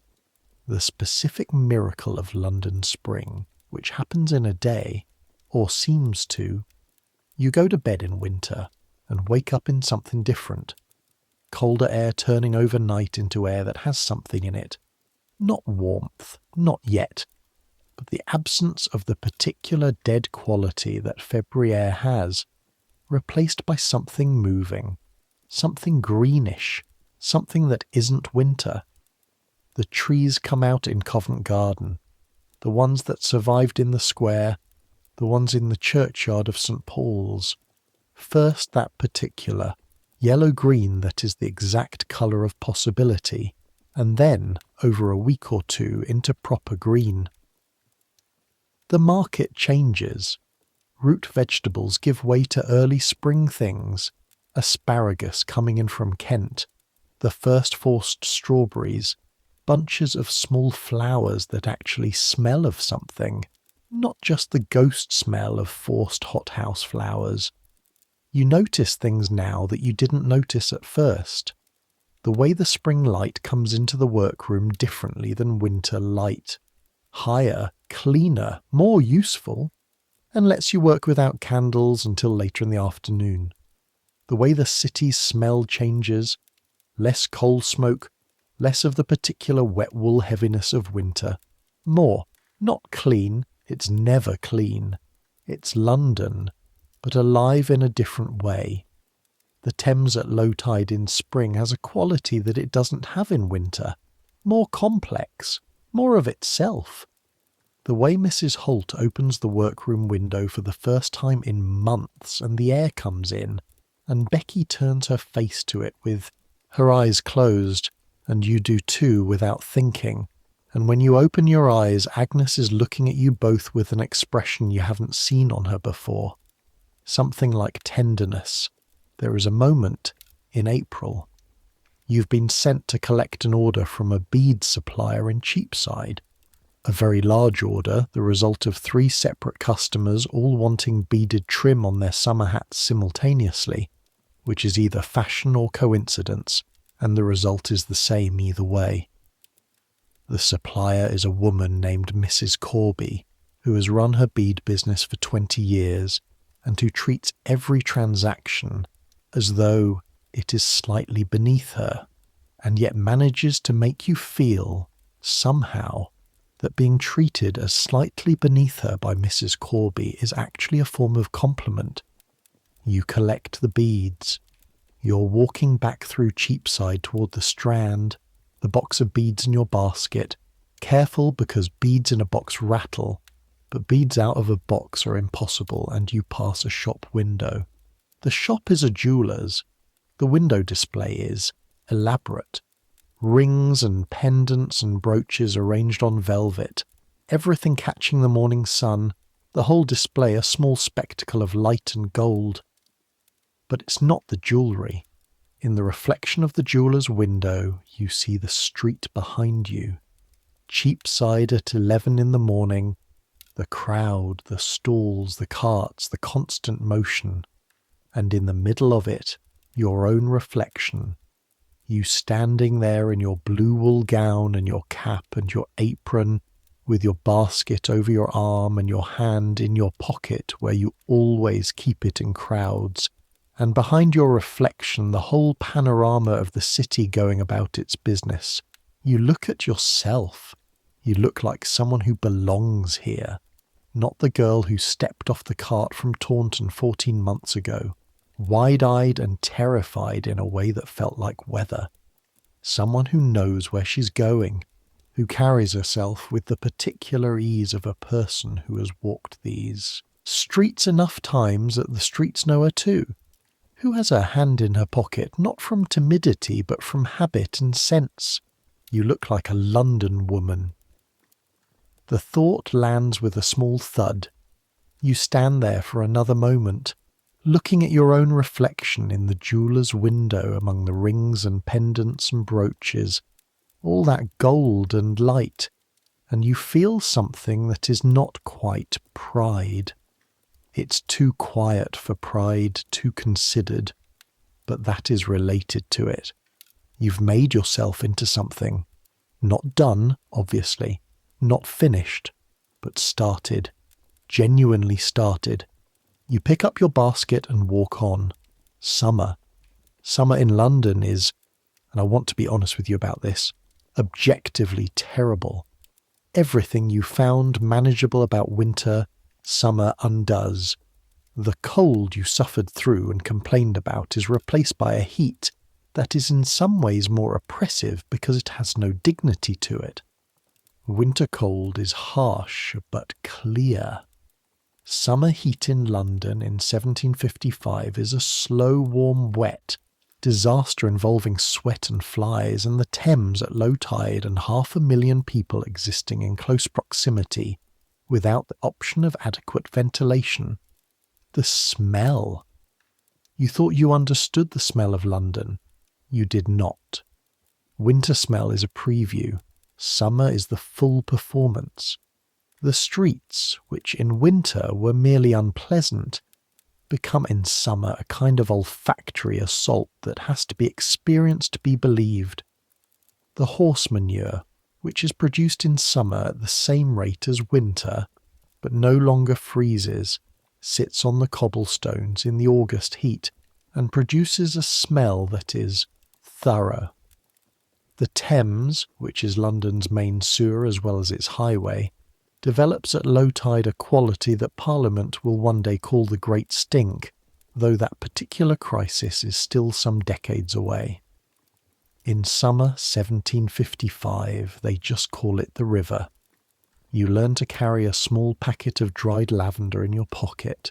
You press it to your nose occasionally. It helps less than you'd like. But summer also brings the customers. Summer fashion is the engine that keeps millinery shops alive. The summer hat, lighter, more elaborate, designed for promenading in parks and attending outdoor entertainments, is the hat that generates half the year's income in 2 months. The workroom is extraordinary in summer. You're making hats that have a different quality from winter hats. Airier, more elaborate, more consciously designed to be seen. Straw covered in silk, covered in flowers, covered in ribbon, covered in lace in some cases. Hats that are effectively small theatrical productions in miniature. And the beading. The beading that summer customers want is extraordinary in its patience requirement. Small glass beads, clear or coloured, threaded on fine silk thread, and attached to the hat's surface in patterns that take hours of work to produce, and that are, in the end, only visible up close. The woman wearing the hat will not be able to see them. The women looking at her will see them briefly at close range, and then the hat will move away and the beads will catch the light differently, and the whole impression will be replaced by a new one. Thousands of tiny beads, hours of work, a moment's impression. This is what you're making. Your fingers know the weight of a single bead now. They know the specific resistance of the thread through the eye of the needle. They know how tight to pull without distorting the fabric below. In the hottest week of July, bent over your workbench in the sweltering workroom, while the smell of London drifts through the window and Becky fans herself uselessly with a piece of cardboard, you put down your work and look at your hands. They're good hands. There are small calluses on the inside of your right middle finger from the thimble. The skin of your fingertips has a texture it didn't have before. Your palms are slightly broader than they were, the muscles between the thumb and forefinger more developed from the sustained gripping of needles. Working hands, skilled hands, you pick up the needle again. In September, something happens. Not a dramatic thing, not a public event or a disaster or a crisis. A small thing, the kind of small thing that is only significant in retrospect, only visible as a turning point when you look back at it from some later point. A woman comes into the shop. She's about 30, well-dressed, not wealthy, but prosperous. The kind of prosperous that is the result of work rather than birth. She has quick eyes and a direct manner, and she comes in not as a customer but as a visitor. She asks for Mrs. Holt. Mrs. Holt knows her.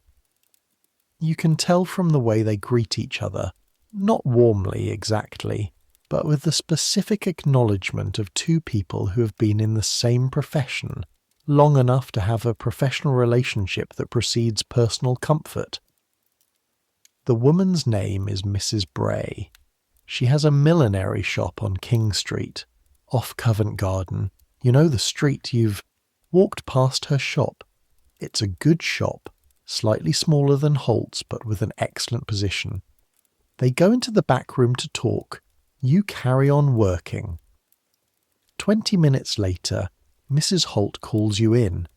You stand in the back room with Mrs. Bray looking at you in that assessing way that reminds you, with a flicker, of being looked at by customers, sized up, evaluated, categorized.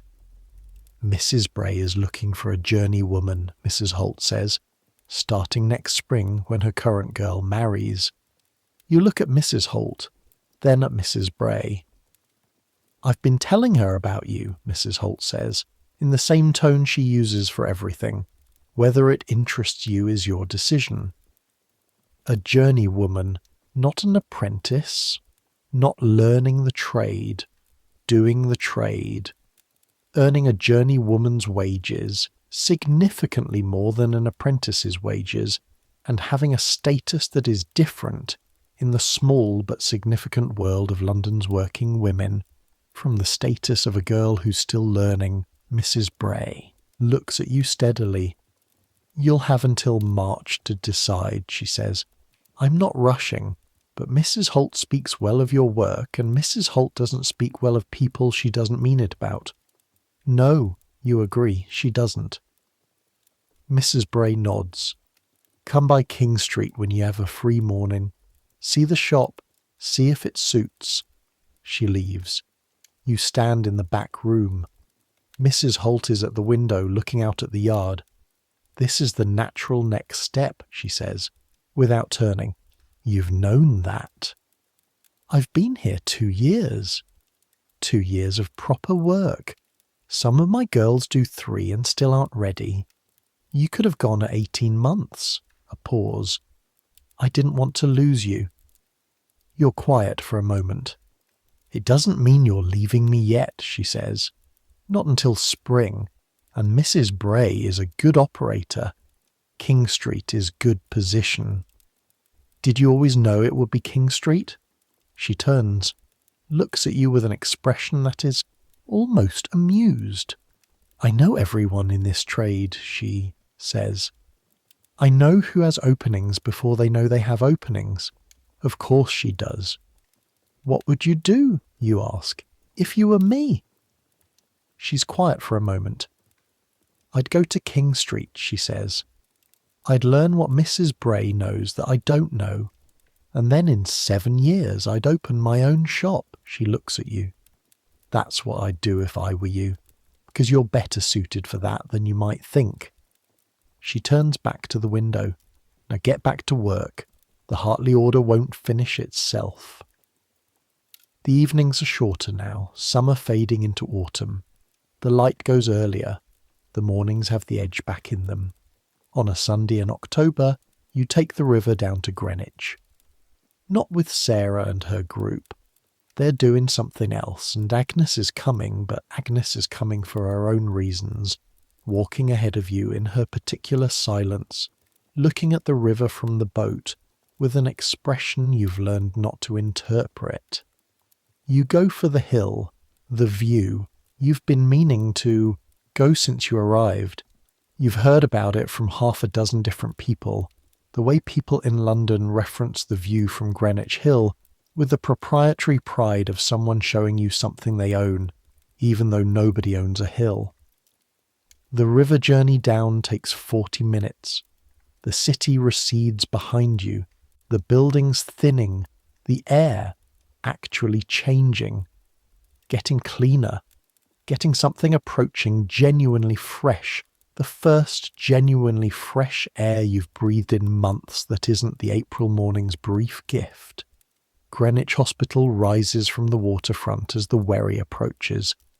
You've been told about it, but you haven't seen it yet. The 2 massive Baroque buildings flanking the river approach, their white stone catching the October sun, their domes visible from here, from the water, which is where you're seeing them now. They're staggering, that's the word. They're so large, so precisely beautiful, so emphatically expensive looking that they make you feel the stagger of something designed to make you feel small in the face of power. But the power here, as Agnes says when you've climbed ashore and you're standing looking up at the buildings, is a specific power. These aren't for lords, Agnes says. They're for sailors. She says it with a quality that isn't quite pride, but that is related to it. You don't know exactly what she's thinking about. You don't ask. You walk up the hill. The park rises steeply. The grass is October gold and slightly damp underfoot. The trees are turning. There are trees here that were planted a century ago or more, and they've grown to the size of a ship's, their canopies wide and turning red and amber in the autumn light. Your legs work on the incline. Your breath steams slightly in the cool air. Your shoes, your good shoes, the ones you bought in summer, find purchase on the grass. Up, and then, the top of the hill, you turn around. This is the part I need you to see. I need you to see, in the way Mary Sutton saw it in October 1755, after 2 years of living inside the thing, unable to see it whole, navigating its streets and its smells and its demands one step at a time. London from above, the river, it bends, just there, in the middle distance, the great silver bend of the Thames as it curves from the east toward the city proper. And along it, and to either side of it, stretching north into the haze of cold smoke and east toward the estuary and west toward the silhouettes of spires and domes, the city, all of it. You can see St. Paul's Dome from here. You know you can because everyone says you can, but knowing it in theory and seeing it, the dome rising above everything else, pale grey-white against the October sky, the lantern on its top catching the light, the cross at the very top a tiny point against the blue. It takes your breath, actually takes it. A physical catching, the air stopping in your chest for a moment. Down in the city, in the streets you walk, every day, St. Paul's is a building you sometimes see at the end of a street or above a gap in the rooftops. It's impressive from the streets, but it's limited, bounded by the buildings around it, seen in pieces. From here, it's the whole thing, and around it, the whole thing. The ships in the Thames below you, dozens of them at anchor in the reach, their masts the tallest things in the water, a forest of spires on the water, each one representing a vessel that has come from somewhere and is going somewhere and is carrying something that connects this city to the world. The rooftops, hundreds of thousands of chimneys, many of them smoking, the smoke rising and spreading and contributing to the particular amber-grey haze that hangs over London, at a height you can now see clearly because you're above it. The city wrapped in its own exhale, and in the middle of all of it, the river. Always the river. The artery that the whole thing is built around, that feeds it and connects it and carries its waste and its commerce with equal indifference. Agnes stands beside you. She doesn't say anything for a long time. You can see all of it, you say, stupidly, obviously. Yes, she says. Simple. A pause. Is this why you came? You ask. She takes a moment to answer. I come when it gets too much, she says, when the streets feel. She stops, starts again. You can't see the shape of something when you're inside it. You need the height. You look at the view. You can see the shape of it. You can see the loop of the river, the dense tangle of the city, the way it spreads east and west and north, the way the bridges connect the banks and the roads radiate from the centre. You can see the shape of the place you live. And for a moment, just for a moment, you can see yourself in it. A single figure in a dark blue cloak on a hill in October, 2 years and some months into what is turning out to be a life. A figure who walks certain streets and works in a certain shop and eats bread in a certain kitchen every morning and makes hats with her hands, and has learned a great many things about silk and wire and difficult clients and the navigation of a city that will eat you alive if you let it. A figure who also, on certain Thursday evenings, crosses a dark river to drink wine in a closed pleasure garden and talk about things that matter to her. A figure who is being offered a journeywoman's position at King Street. From here, all of that is very small and also, somehow, very real. Thank you, you say? To Agnes. She looks at you sideways. For what? For bringing me. She's quiet. Agnes. Don't, she says. Not harshly, just firmly. The voice of someone who has not done a sentimental thing and doesn't want to be told they have. But she stays beside you for another 10 minutes, which is, you've learned, Agnes's version of saying everything she can't say. You come back down the hill. You take the boat back. The city grows around you as the wherry moves. Upstream, the buildings rising again, the noise reassembling itself, the smell of the river changing from the cleaner smell of the lower reach to the particular intimate smell of the London River near its heart. By the time you're at the landing stairs, London has closed back around you completely. The city, your city, not the city of the man on the street who looks at you as you pass and makes a decision about what kind of woman you are based on your cap and your apron. Not the city of the pamphlets that tell women to be modest and modest and modest again. Not the city of the law, which doesn't particularly see you as a person with interests of your own worth protecting. Your city in a different sense. The city you've learned. The one that you know not just as a place, but as a living thing with rhythms and habits and moods. The city that has made you better at a trade and harder in the places you needed to be harder, and has left intact somewhere the parts that came here from Taunton that are worth keeping. You walk back to Henrietta Street. You go upstairs. You sit on the edge of the bed. The room is the same room. The floorboards, the low ceiling, the window that faces north and admits the cold. Sarah's side of the bed and yours, and the indentation that Agnes has made in the mattress over 2 years of sleeping in the same place every night. The room that smelled of tallow and wool and the cold of February when you first lay down in it. It's home. It is undeniably, unmistakably, completely home. You lie down. The October night outside does what October nights in London do. It gets cold and a bit wet, and the sound of distant horses on cobblestone comes and goes, it waves, and somewhere someone is playing a fiddle very badly in a tavern 2 streets over. You're warm enough, fed enough, not richly. Supper was mutton and bread, the same as it usually is, but enough. The particular satisfying enough of food after a day that involved walking and rowing and a steep hill. Safe enough. In a room with 2 women who know you. In a house with a woman downstairs who runs her own business and will make sure the door is locked. In a city that is enormous and indifferent and dangerous and yours. Your hand finds the cream bergère, which lives in its tissue paper on the shelf by the bed.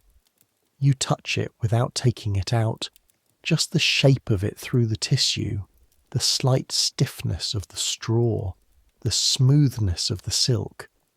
The first thing you made that Mrs. Holt considered good enough to give you. The proof, in a physical object of 2 years of becoming better. It's yours. Enough. All of it. Enough. The candle burns down. Sarah is already asleep, her breathing the familiar slow rhythm of someone who has decided that consciousness is optional and rest is mandatory. Agnes is still awake, you can tell. Outside, a church bell somewhere. St. Paul's, Covent Garden, you think. You've learned to distinguish them by now, the particular tone of each. 11 strokes, 11 o'clock. 5 hours until you need to be up. 6 hours maybe if you sleep quickly. You close your eyes. The day begins to sort itself the way days do when you're about to sleep. Not in order, in pieces. Mrs. Alderton's bow. The adjustment Mrs. Holt made with a single 1/4 inch. The cold water in the basin at 5 in the morning. The ice at the edges that you broke with the heel of your hand. The pie from Covent Garden Market, warm in both hands. The view from Greenwich Hill. The dome of St. Paul's. The river. Agnes standing beside you, saying nothing. Mrs. Holt's face when she said, "I didn't want to lose you." The cream bergère in its tissue paper. These pieces float through the space behind your eyes. Not quite thoughts anymore, more like impressions. Textures. The feel of grosgrain ribbon between your fingers. The weight of a bead on a needle. The cold of the boat's wooden bench. The warmth of the wine in the supper box at Vauxhall November bare trees, against a winter sky. Everything that has been put into you by this city. The shapes of things you know now that you didn't know before. Somewhere under the city the river moves. It always moves.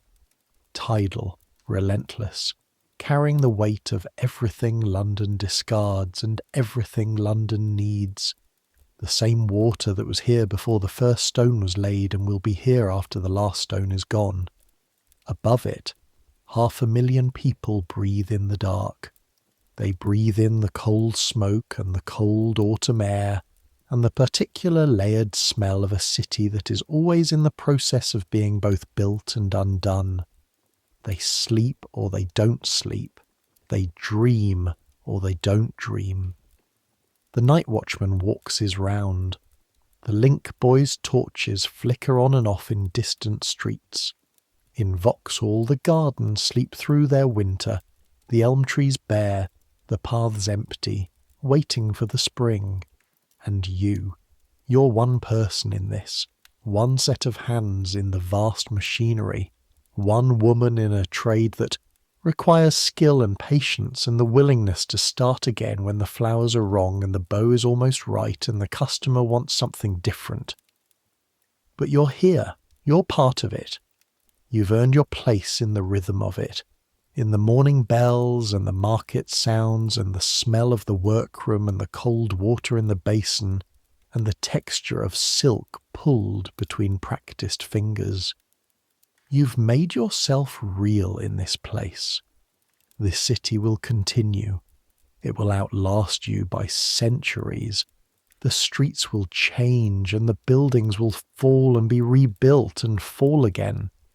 The great dome of St. Paul's will still be there, hundreds of years from now, visible from miles away, above everything. And people will still be doing what you're doing, getting up before dawn, getting dressed in the dark, making something with their hands, navigating the impossible contradictions of the place they live, going home through streets that might be dangerous and finding against everything that they are home, finding that the city that was supposed to make them or kill them has done something in between, has changed them into something they couldn't have been anywhere else, something that is, despite everything, good, something that is, despite everything, theirs. The fiddle in the tavern 2 streets over stops. The church bell doesn't ring. It's between hours. Agnes's breathing slows. She's asleep. The 3 of you. In a room above a glove seller's shop on Henrietta Street in the heart of Covent Garden, in the city of London in the year 1755. The candle goes out. Let it come. Let sleep take you the way it took Mary Sutton in her attic room, with a cream bergère in its tissue paper on the shelf, and the sound of the city settling into itself and the warmth of enough. Let the workroom fade. Let the smell of silk and starch and candle wax fade. Let the cold water in the basin fade. Let Mrs. Alderton's bow and Mrs. Holt's quarter-inch and the wine in the supper box, and the view from Greenwich Hill. Let all of it go soft at the edges. Let your thoughts slow and quiet and lose their shape. Centuries will pass. The shop on Henrietta Street will be torn down and rebuilt and torn down again. Covent Garden will change shape. The market will move. The elms in Vauxhall will be gone. The pleasure gardens gone, the river tamed and embanked and clean enough to swim in.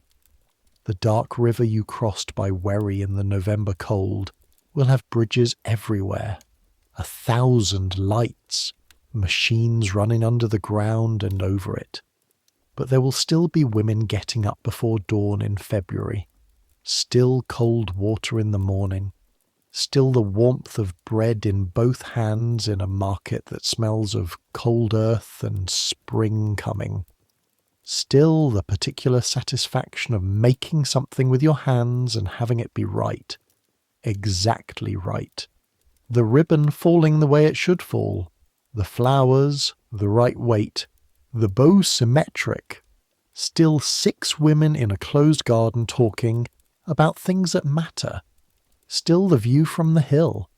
Some things don't change. The human need to make something real of the place you find yourself. That doesn't change. The specific triumph of surviving a city that didn't ask if you wanted to come and didn't promise it would be kind, that doesn't change. The quiet, particular, sufficient feeling of lying down at the end of a full day and knowing you are warm enough and fed enough and safe enough, that doesn't change. Tomorrow there will be the bells, the cold basin, Mrs. Holt at the counter with her precise voice and her impossible standards and her quarter-inch corrections that make everything right. The work will be there. The ribbon and the silk and the small flowers made petal by patient petal. Mrs. Alderton might come on Wednesday. Becky will arrive with her cold nose and her extraordinary eye for colour. Agnes will lace you up in the dark without being asked. And the city will be outside, enormous, indifferent, yours. But that's tomorrow. Right now there is only this. The room going dark, the breathing of 2 women sleeping, the river somewhere below it all, moving with the tide. The city's heartbeat, steady and continuous, carrying you into the dark. You've earned this rest. You've earned all of it. Take it. Good night.